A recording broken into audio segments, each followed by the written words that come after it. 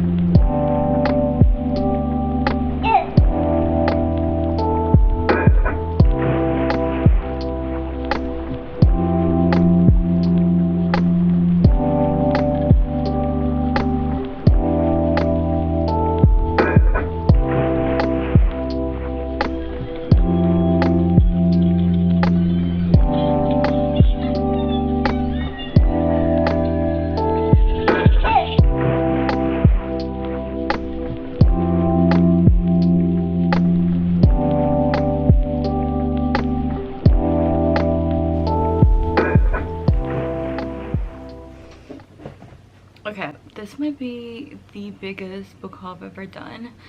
And no, I didn't purchase all of these books. I got sent a lot of them actually, so let's talk about them. Going to Barnes & Noble yesterday, as I showed you guys, and you know, I like to do, usually when I have accumulated a lot of books, I like to go to Barnes & Noble just to kind of give you the little experience. Of coffee first. Then I like to do a massive haul. I've got a pretty hefty book haul for you guys. It's huge. I don't even know if I'm gonna read you guys descriptions of all the books, honestly. I mean, maybe I should. I don't like this angle. Let's start, because they're not even in order. Oh my god, they're gonna fall. Okay, starting with the first book, and I think it's called The Life. It's like a series by Abby Jimenez. This is book number 1. I actually read book number 2 first. I'll show you guys that book eventually. This is very bright. This is called The Friend Zone. It says, Kristen Peterson doesn't do drama, will fight to the death of her friends, and has no room in her life for guys who just don't get her. She's always keeping a big secret. She's also keeping a big secret, facing a medically necessary procedure that will make it impossible for her to have children. Planning her best friend's wedding is bittersweet for Kristen, especially when she meets the best man, Josh Copeland. He's funny, sexy, never offended by her mile-wide streak of sarcasm, and always one chicken enchilada ahead of her hangry. Even her dog Stuntman Mike adores him. The only catch, just wants a big family someday. Kristen knows he better off with someone else, but as their attraction grows, it's harder and harder to keep him at an arm's length. The friend zone will have you laughing one moment and then grabbing the tissues the next, as it tackles the realities of infertility and loss of wit, heart, and loss of sass. I can't read.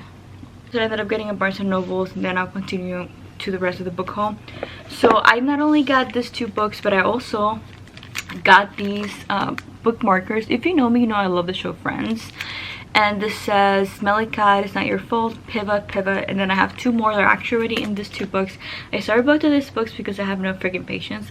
I think that's why I get in reading slumps, is because I just start the books that I get and I never finish a lot of them, and then I have to go back to them. So we're gonna tackle that dilemma another time. I got Misfit by Elle Kennedy. If you know me, you know the Off Campus series is one of my all-time favorite series of all time, and that made no sense. But I freaking love the author.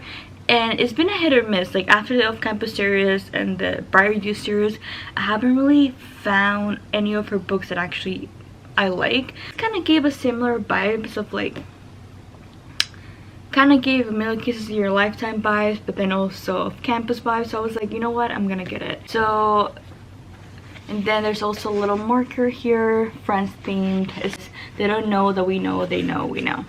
So super cute. I'm gonna read the description. I'm gonna try to be fast. This is long. Finding out my mom is marrying some rich guy you've never met is enough to make any 18-year-old head spin. And for RJ Shaw, it gets worse. He's being sent to the St. Over prep for senior year. If there's only one place misfit hacker like RJ doesn't belong, it's an IB cover all boys boarding school for rich delinquents.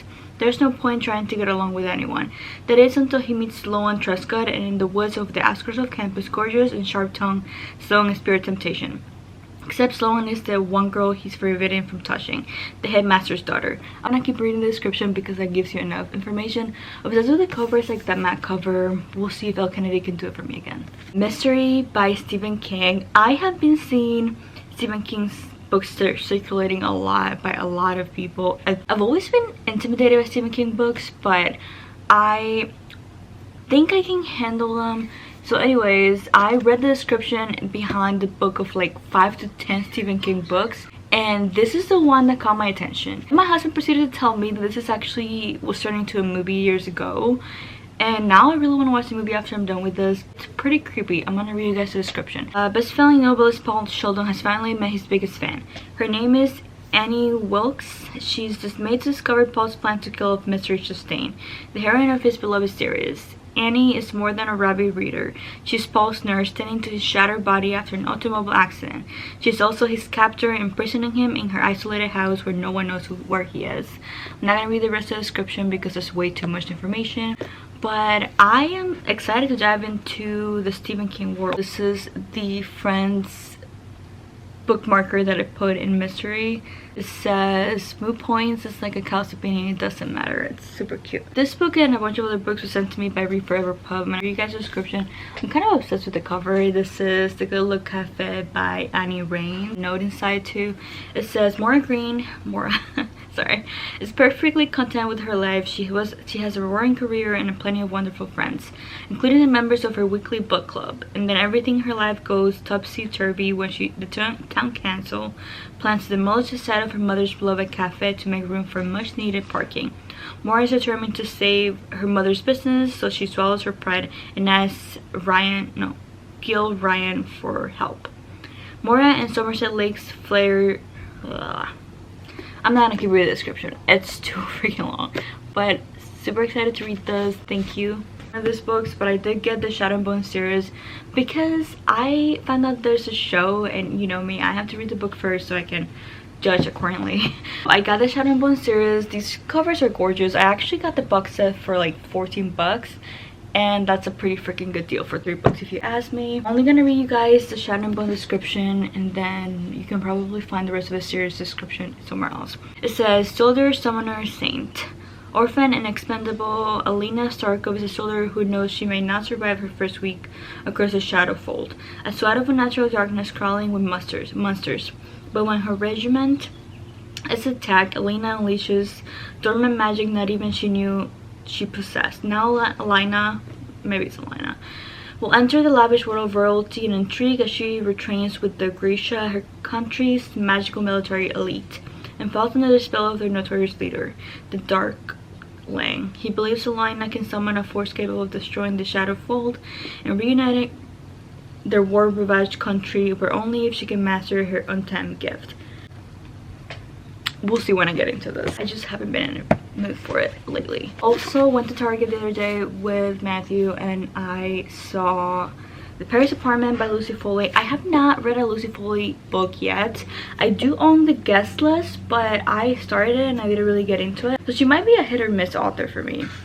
I can't find the description of this book anywhere. I'm just gonna read you what the back says. It says, meet the residents of number 12 Rue the Amants, a beautiful apartment building in the city of light. The socialite, the nice guy, the alcoholic, the girl on the bridge, the concierge.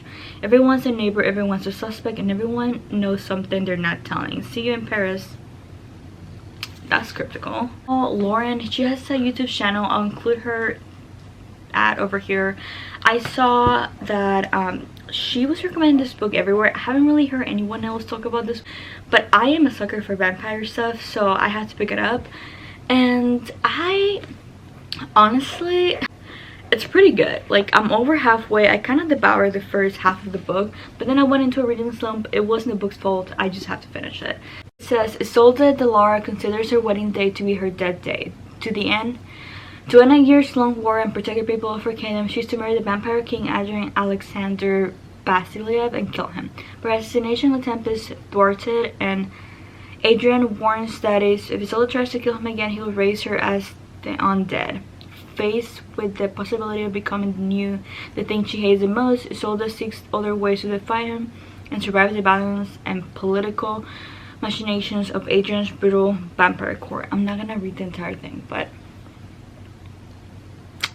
if you like vampire stuff, just read it. It's pretty good so far. In my Tell You Can Choose era again, I read One True Loves, became obsessed, and then I had to get After I Do. I'm not gonna go into reading the descriptions because I feel like these are pretty self-explanatory. This one, so her husband goes missing, then she gets re-engaged, and then her husband pops back up alive. And the ride this takes you in, it's amazing. After I Do, not my favorite by her so far. So pretty much her marriage reaches a breaking point and they decide to take a year break where like they don't talk to each other. And then, you know, I love her writing style, so that's because I finished it, but it wasn't that great. I think I gave this one 2 stars. More about them in my reading wrap up, but yeah, I'm including these in the book haul. I sent this like mass paper books by Read Forever Pub. These are super cute. So this one is True Love Bookshop. I actually have this book as like a regular copy, and I already read you guys the description a while back, so find that video. I got the Magnolia Sisters. It says, as a caretaker of her family's flower farm, Harper Anderson has a to-do list longer than the Colorado River. So when an arrogant tech mogul insists on using their farm as his sister's wedding venue, Harper doesn't have time to kindly explain how much destruction that kind of event will wreak on next season's scope. Then Luke Martin offers a irresistible deal. He'll work on the farm for free if Harper will give him the chance to change her mind. I'm kind of digging the whole small town romance vibe that this has going. That my dogs have the zoomies right now. Yeah. This one's Go A Table for Two by Cheryl Lister. Says Serenity Wheeler's Supper Club. It's all about getting together with great friends, incredible food, and a whole lot of... Hey! Calm down! Good. And a whole lot of dishing for not hooking up. Still, Serenity knows inviting her friend's brother to one of her dinners is just good manners, but the ultra-fine hazel-eyed Gabriel Cunningham has a gift for saying the wrong thing at the wrong time. Also, I'm thinking that. And then lastly, we've got this book. This is book number 2 in the Life series. I think that's what it's called. Maybe I'm wrong. My dogs are drinking water. Everything's so noisy right now, guys, so just deal with it. So this one says, 2 years after losing her fiancé, Sloan Monroe still can't seem to get her life back on track, but one troublemaking pup with the take me home look in his eyes is about to change everything. With her new pet by her side, Sloan finally starts to feel more like herself. Then after weeks of unanswered texts, Tucker's owners reaches out. He's a musician on tour in Australia, and bottom line, he wants Tucker back.